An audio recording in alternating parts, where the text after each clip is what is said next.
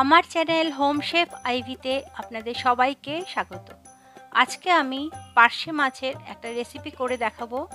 পার্শে মাছের তেল ঝাল। আপনারা তো পার্শে মাছের অনেক রেসিপি ট্রাই করেছেন। এই রেসিপিটা একবার ট্রাই করবেন, দেখবেন গরম ভাতের সাথে খেতে ভীষণই ভালো লাগে। তাহলে চলুন দেখে নিই কীভাবে আমি এই রেসিপিটা বানালাম। আমি নিয়েছি 4টে পার্শে মাছ, ভালোভাবে ধুয়ে নিয়েছি। এবার মাছগুলো নুন আর হলুদ দিয়ে ভালোভাবে মাখিয়ে কিছুক্ষণের জন্য রেখে দেব।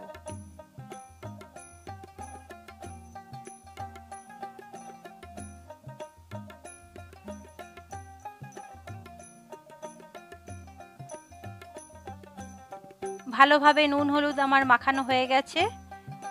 এবার একটা মশলা বানাবো। নিয়েছি হলুদ গুঁড়ো, লঙ্কার গুঁড়ো, জিরে গুঁড়ো আর নিয়েছি স্বাদ মতন নুন। এবার জল দিয়ে আমি এই মশলাগুলো মিক্স করে নেব। এই রান্নাতে কিন্তু আমি পেঁয়াজ, আদা, রসুন কিছুই দিইনি। আপনারা হয়তো অনেকে ভাববেন মাছের রান্না পেঁয়াজ রসুন ছাড়া কেমন লাগবে, কিন্তু এইভাবে করে দেখবেন খুবই ভালো লাগে খেতে। এবার আমি প্যানের মধ্যে সর্ষের তেল নিয়েছি।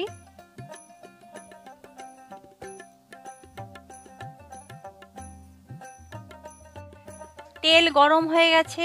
এবার আমি একটা একটা করে মাছ ভেজে নেব।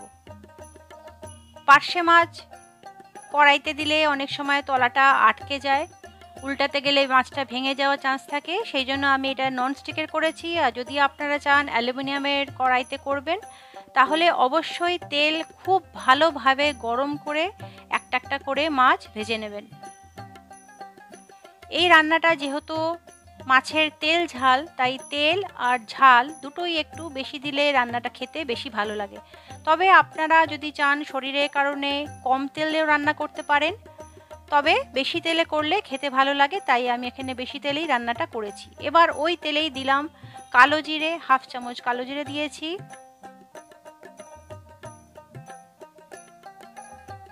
যখন ফোড়নের গন্ধটা বেরিয়ে যাবে, তখন একটা টমেটোকে আমি আগে পেস্ট করে রেখেছিলাম, সেই টমেটো পেস্টটা আমি এখানে দিয়েছি। আমি একটা মিডিয়াম সাইজের টমেটো পেস্ট করেছিলাম। এবার টমেটো পেস্ট দিয়ে ভালোভাবে তেলের সাথে কষে নেব।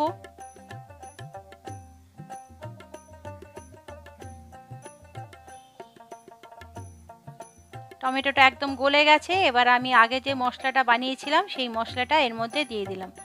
আবারও একটু কষবো। রান্নাটা করতে কিন্তু বেশি সময় লাগে না, খুব কম সময় রান্নাটা হয়ে যায়। এবার ভালোভাবে মশলা কষে যাওয়ার পর আমি এর মধ্যে দিলাম 1/2 কাপ মতন জল।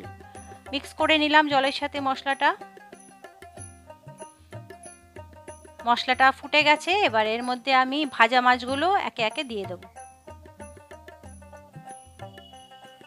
একটু উল্টে পাল্টে দেবো ভালোভাবে, যাতে মশলার সাথে মাছটা লেগে যায়। 2 মিনিটের জন্য আমি ঢাকা দিয়ে রাখলাম। রান্নাটা হয়ে গেছে। এবার এর মধ্যে আমি দিলাম চেরা কাঁচা লঙ্কা আর দিলাম কিছুটা ধনেপাতা কুচি।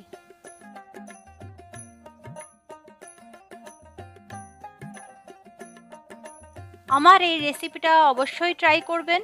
রেসিপি কেমন লাগলো তা কমেন্ট সেকশনে অবশ্যই জানাবেন।